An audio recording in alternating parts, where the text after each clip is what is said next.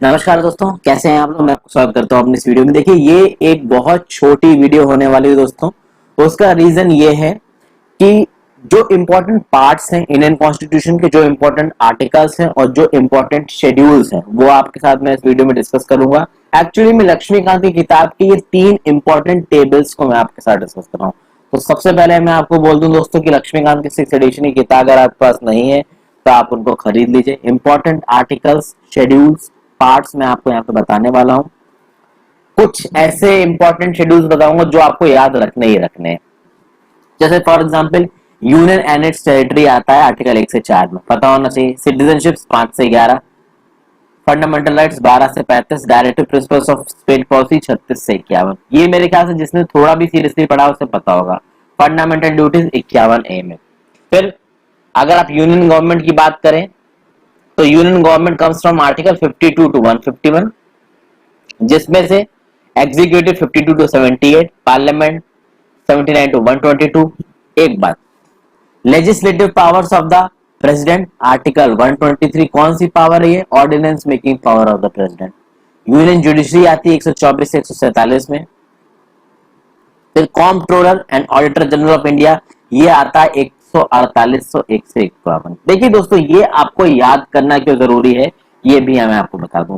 होता क्या है कि कभी कभी जब यूपीएससी मेंस में मान लीजिए आप किसी आंसर को लिख रहे हैं या फिर किसी ऐसे में आप किसी आंसर को लिख रहे हैं और मान लीजिए संविधान में लिखित किसी भी आर्टिकल के बारे में आपको कोट करना हो, मान लीजिए एग्जीक्यूटिव के बारे में कुछ कोट करना हो या फिर legislative powers of the president के बारे में कुछ कोट करना हो, तो अगर आपको यहाँ पे याद है कि भाई ordinance power of the president comes under article 123 of the constitution, तो इस आर्टिकल 123 को आप अपने आंसर में कोट कर सकते हैं, नंबर थोड़े अच्छे मिलेंगे।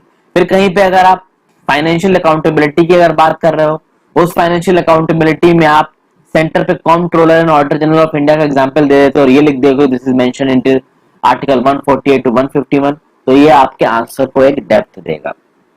इसलिए कुछ सिलेक्टेड याद रहिए, फायदा ही देगा। फिर आगे बात करते हैं, स्टेट गवर्नमेंट्स आती है 152 से 237 में। ठीक है, उसके सब क्लासिफिकेशन है यहाँ पे नीचे। तो जैसे कि आर्टिकल 123 में legislative powers of the president थी, आर्टिकल 213 में legislative powers of the governor है। एग्जैक्टली ये क्या है दोस्तों, ये जब हम इन चैप्टर्स में पहुंचेंगे इंडिविजुअली तब देखेंगे। हाई कोर्ट्स आती हैं आपकी 214 से 232 में, सब ऑर्डिनेट कोर्ट्स 233 से 237 में। फिर आगे the states in part B of the first schedule, इसको डिलीट कर दिया गया है। 7th कॉन्स्टिट्यूशनल अमेंडमेंट एक्ट से इसको डिलीट किया गया है। पहले आर्टिकल 238 में था, अब ये नहीं है। यूनियन टेरिटरीज आती हैं आर्टिकल 239 टू 242 में। पंचायत आती हैं 243 टू 243 ओ। फिर आगे आप म्युनिसिपैलिटीज की बात करें तो 243 P to 243 Z G, cooperative societies 243 Z H to 243 Z T. देखिए, म्युनिसिपैलिटीज, कोऑपरेटिव सोसाइटीज के आर्टिकल्स को और पंचायत के आर्टिकल्स को रटना थोड़ा सा मुश्किल है, लेकिन जैसे जैसे टॉपिक्स आएंगे जो इंपॉर्टेंट आर्टिकल्स आपको याद रखने में बताता चलूंगा। फिर शेड्यूल एंड ट्राइबल एरियाज, अच्छा relation between union and the states ये आता है 245 से 263। तो कभी कभी पीसीएस में भी ये सवाल पूछ दे जाते हैं कि भाई relation between union and states कौन से आर्टिकल के ग्रुप में आता है, 4 ऑप्शन दे दिए जाएंगे, तो आपको याद रखना चाहिए। आगे चलते हैं दोस्तों, ये सारे इंपॉर्टेंट आर्टिकल्स आपको दिख रहे हैं। एक और इंपॉर्टेंट है यहाँ पे, right to property article 300A। कौन सा वो आर्टिकल था जिससे प्रॉपर्टी को फंडामेंटल राइट की कैटेगरी से हटा के एक लीगल राइट बनाया गया था? बता चुका हूं दोस्तों, कौन सा अमेंडमेंट एक्ट था? वो था 44th अमेंडमेंट एक्ट 1978। पढ़ा रखा मैंने ये आपको आगे पहले। फिर services under the union and the states article 308 से 323। नीचे दिए आर्टिकल में बताइए कि यूपीएससी का प्रावधान कौन से भारत के संविधान के आर्टिकल में किया गया है। फिर एक और बहुत इंपॉर्टेंट चीज है दोस्तों जो कि है ट्राइब्यूनल्स। ट्राइब्यूनल्स आते हैं आर्टिकल 323A से 323B में। 42nd अमेंडमेंट एक्ट 1976 के थ्रू इनको इंट्रोड्यूस किया गया, तो उसको आगे भी देखेंगे। इलेक्शंस आते हैं 324 से 329 में। ऑफिशियल लैंग्वेजेस आती हैं 343 से 351 में। ये सारे आर्टिकल्स कभी कभी जब मैं अपने एडिटोरियल डिस्कशन करता हूँ वहां पे भी आपके साथ डिस्कस करता हूँ। इमरजेंसी प्रोविजंस 352 से 360 में, जिसमें 352 में नेशनल इमरजेंसी दे रखी है, 356 में प्रेसिडेंट रूल दे रखा है, 360 में फाइनेंशियल इमरजेंसी दे रखी है। अमेंडमेंट ऑफ द कॉन्स्टिट्यूशन आता है 368। अमेंडमेंट में अलग अलग तरीके की मेजोरिटीज होती हैं, स्पेशल मेजोरिटीज, कितने तरीके की स्पेशल मेजोरिटीज हैं ये भी मैंने पहले आपको अपने एडिटोरियल की वीडियो में समझा रखा है, जरूरत पड़ी तो एक अलग से वीडियो भी बना दूंगा इसकी। ओके दोस्तों, फिर जो पार्ट 7 था जो कि पार्ट बी स्टेट्स के साथ डील कर रहा था, तो वो ऑब्वियसली बात है 7th अमेंडमेंट एक्ट 1956 के थ्रू हटाया जा चुका है। पार्ट 4A, ठीक है दोस्तों, ये पार्ट 4A क्या है, ये है आपका फंडामेंटल ड्यूटीज। और पार्ट 14A, ये पार्ट 14A क्या है, तो ये है भैया आपका ट्राइब्यूनल्स, आर्टिकल 323A और 323B वाले ट्राइब्यूनल्स। इन दोनों को 42nd अमेंडमेंट एक्ट 1976 के थ्रू जोड़ा गया था। पार्ट 9A जो कि आपका डील करता है म्युनिसिपैलिटीज से, उसको जोड़ा गया था 74th अमेंडमेंट एक्ट 1992 के थ्रू। और पार्ट 9B जो कि डील करता है कोऑपरेटिव सोसाइटीज से, उसको जोड़ा गया था 97th अमेंडमेंट एक्ट 2011 से। अब important articles of the constitution की भी बात करेंगे दोस्तों, तो भैया पहला है name and territory of the union, तीसरा है formation of new states and alteration of areas, boundaries and names of existing states. जैसे जैसे इनके डिटेल्ड एक्सप्लेनेशन पे पहुंचेंगे ये सब चीजें देखेंगे दोस्तों। फिर आता है भाई आर्टिकल 13। आर्टिकल 13 आपका फंडामेंटल राइट्स में है कि भाई अगर फंडामेंटल राइट्स से कोई लॉ इनकंसिस्टेंट होता है तो तुरंत अमान्य हो जाएगा। फिर 14 है इक्वालिटी बिफोर लॉ, 14 पे हम अच्छा खासा डिस्कशन करेंगे डिटेल में। Article 16 equality of opportunity in matters of public employment. 17 abolition of untouchability. ये सब याद रखिए दोस्तों क्योंकि कोट करने में काफी काम आएंगे आपको। फ्रीडम ऑफ स्पीच 19 में बहुत दे रखे हैं। 20 और 21 इमरजेंसी के टाइम पे भी सस्पेंड नहीं होंगे, इसमें बात की है protection of life and personal liberty की। 21A ये है राइट टू एलिमेंट्री एजुकेशन। कौन से अमेंडमेंट एक्ट से जोड़ा गया था ये, इसको जोड़ा गया था दोस्तों 86th कॉन्स्टिट्यूशनल अमेंडमेंट एक्ट 2002 से। इसमें यह बोला गया था कि भाई वो बच्चे जो कि 6 से 14 साल की उम्र में हैं उनको कंपलसरी एजुकेशन मिलेगी, क्योंकि एजुकेशन उनका एक फंडामेंटल राइट है। तो उनके पास पैसे नहीं है, ये गरीब है, इस बेसिस पे उन्हें एजुकेशन ना दी जाए, ये बात बिल्कुल गलत है। फिर आगे आता है आर्टिकल 25, 30, आर्टिकल 31C। 31C क्या बोलता है, saving of laws giving effect to certain directive principles. इसके बारे में बात की जाए दोस्तों कि 31C कौन से अमेंडमेंट से आया था, तो 31C आया था 25th अमेंडमेंट एक्ट 1971 में। एक्चुअली में उस समय हो क्या रहा था दोस्तों कि जो सरकार थी वो जमींदारी की प्रथा को एबॉलिश करने के लिए बहुत सारे लैंड रिफॉर्म्स लेके आ रही थी। और जब लैंड रिफॉर्म्स हो रहे थे तो बहुत सारे इन्फ्लुएंशियल लोगों के लैंड छीने जा रहे थे, तो वो लोग पहुंच गए सुप्रीम कोर्ट के पास, हाई कोर्ट के पास। कोर्ट ने केस अपने हाथ में लिया तो गवर्नमेंट के लिए लैंड रिफॉर्म्स लाना मुश्किल हो गया। तो इसीलिए गवर्नमेंट ने आर्टिकल 31C लेके आया। ये क्या होता है जब हम इसको पढ़ेंगे तब देखेंगे। अगला है भाई article 32 right to constitutional remedies. Okay दोस्तों, तो ये मैंने पहले थोड़ा बहुत डिस्कस किया, बाद में भी इसको डिस्कस करूंगा।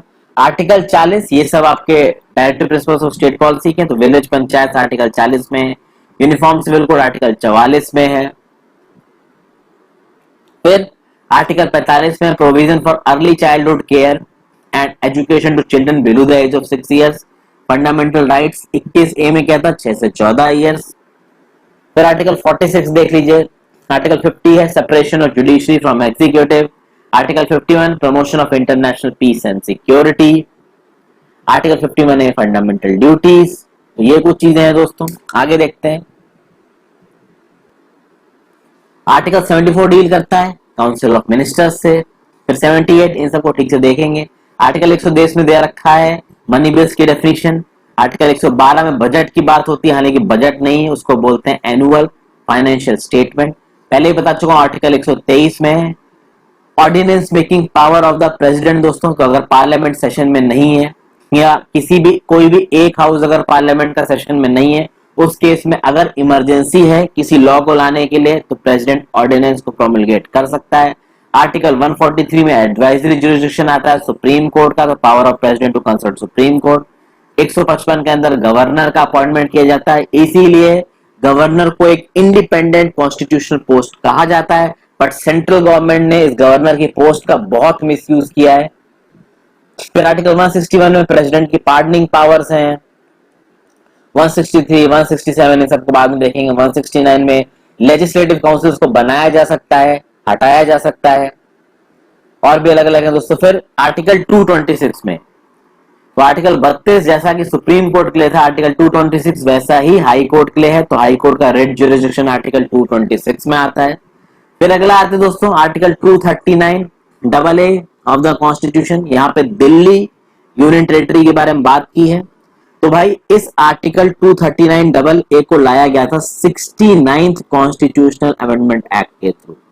ये 69th कॉन्स्टिट्यूशनल अमेंडमेंट एक्ट आया था 1991 में, तो इसके थ्रू इसको लाया गया था।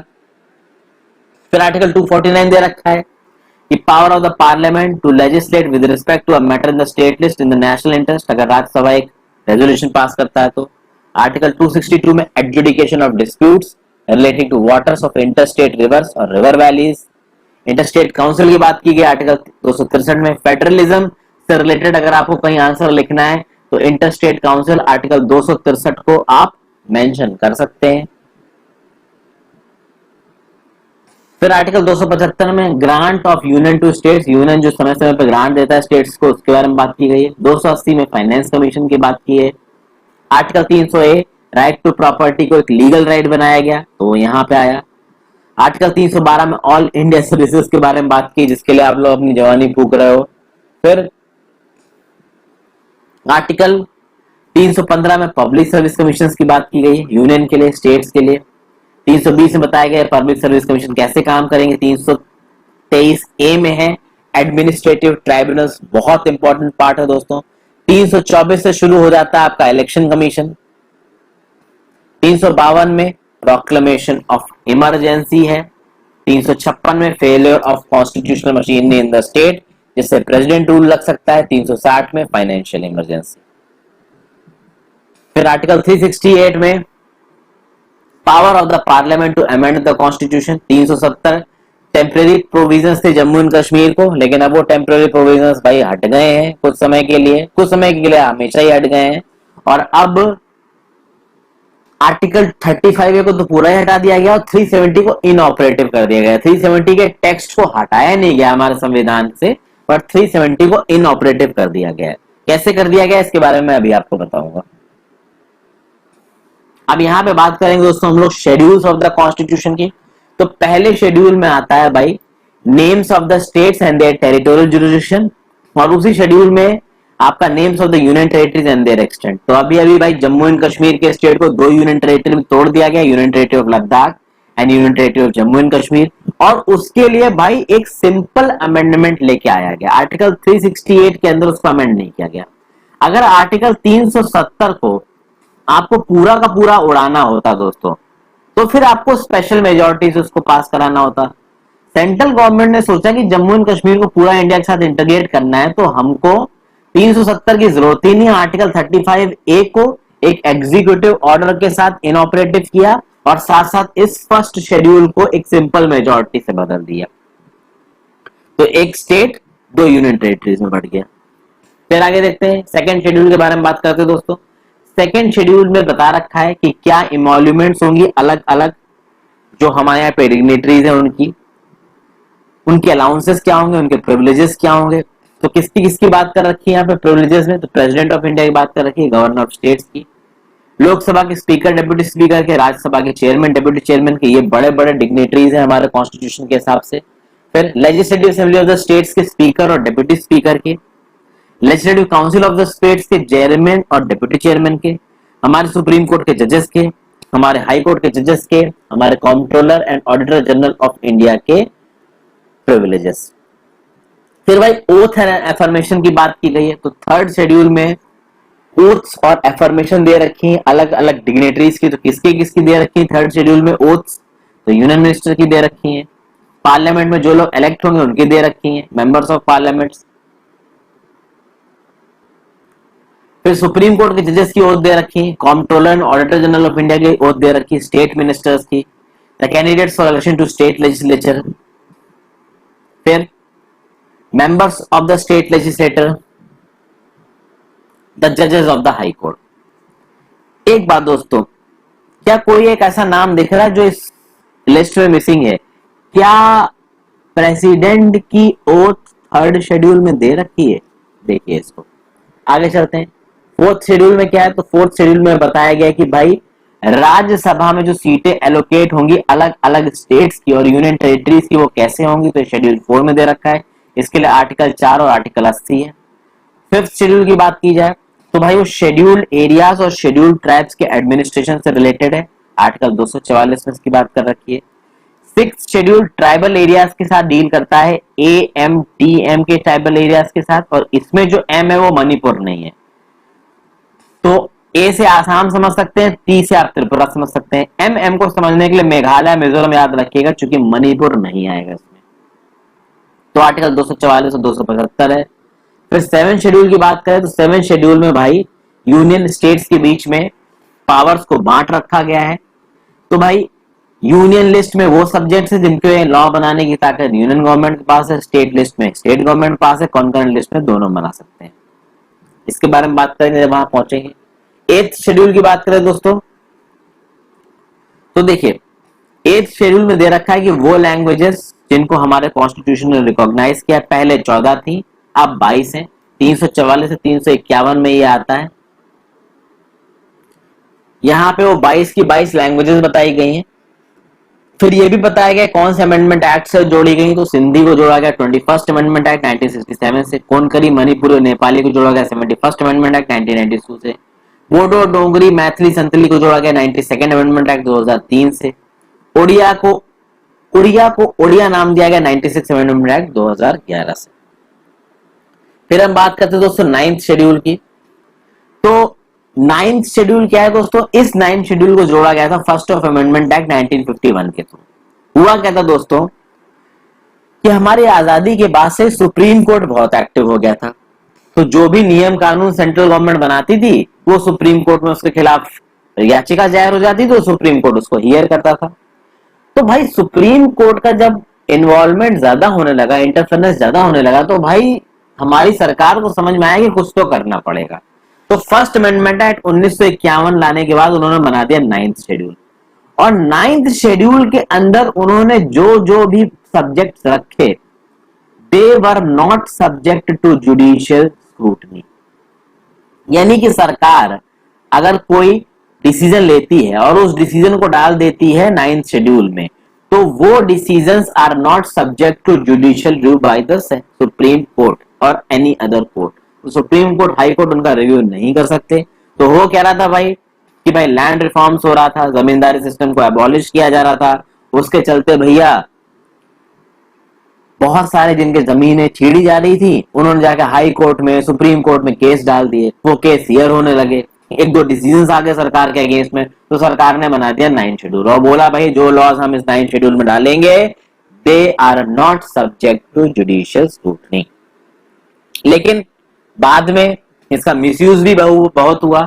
इसलिए 2007 में सुप्रीम कोर्ट ने बोला कि भाई 24 अप्रैल 1973 जो कि केशवानंद भारती केस की जजमेंट की डेट थी, इसके बाद जो भी नियम कानून नाइन्थ शेड्यूल में डाले गए हैं they are open to judicial review, यानी उनका जुडिशियल रिव्यू हो सकता है। 24 अप्रैल 1973 से पहले जो कुछ भी कानून इसमें डाले गए थे उनका रिव्यू नहीं हो सकता, जुडिशियल स्क्रूटनी नहीं हो सकती। बट उसके बाद 24 अप्रैल 1973 के बाद अगर किसी कानून को, प्रोविजन को, एक्ट को इस नाइन्थ शेड्यूल में डाला गया है तो that is open to judicial review. फिर बात करते हैं 10th शेड्यूल की। तो यहाँ पर डिस्क्वालिफिकेशन की बात की गई है, members of the parliament and state legislature on the basis of defection. इसको लेके आया गया था 52nd अमेंडमेंट एक्ट 1985 के थ्रू। इसको एंटी डिफेक्शन लॉ भी कहा जाता है। आर्टिकल 102 सेंटर के लिए, आर्टिकल 191 स्टेट लेजिस्लेचर के लिए। फिर भाई आखिरी के दो शेड्यूल दे लेते हैं सबसे इंपॉर्टेंट, एक 11th शेड्यूल, एक 12th शेड्यूल। ये तो शायद सबसे आसान होता है याद करना। 11th 243G आर्टिकल और 12th 243W। 11th में बात करी गई है पावर्स, अथॉरिटी और रिस्पॉन्सिबिलिटी पंचायत की, जिसमें 29 मैटर्स हैं। 73 अमेंडमेंट एक्ट 1992 के थ्रू इसको जोड़ा गया था। 12th शेड्यूल में बात करी गई है म्यूनिसिपैलिटीज की पावर, अथॉरिटी, रिस्पॉन्सिबिलिटी। 18 मैटर है इसमें। इस शेड्यूल को जोड़ा गया था 74th अमेंडमेंट एक्ट 1992 के थ्रू। तो यहाँ पे मैं इस वीडियो को खत्म कर रहा हूँ। इन 3 टेबल्स को मैं इग्नोर नहीं कर सकता था, इसलिए मैंने इनको अलग से बनाया। दोस्तों आई होप ये वीडियो आपको पसंद आई हो तो उसको ज्यादा से ज्यादा शेयर करें, चैनल को जरूर सब्सक्राइब कर लीजिए और वीडियो को लाइक कर दीजिए। दोस्तों जल्दी जल्दी मैं वीडियो लेके आऊँ।